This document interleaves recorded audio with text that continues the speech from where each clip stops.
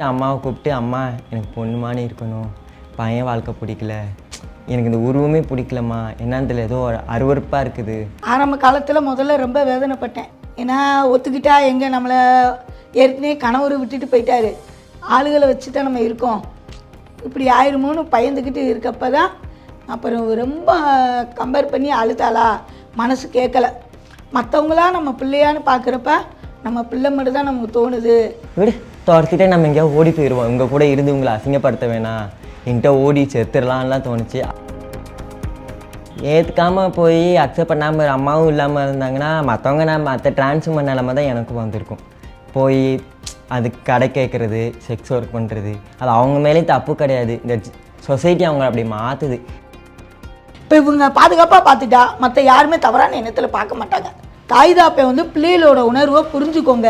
நடு வீட்டில் வைக்கிறதுனாலும் பரவாயில்ல, அவங்கள ஓரமாக ஒதுக்காதீங்க.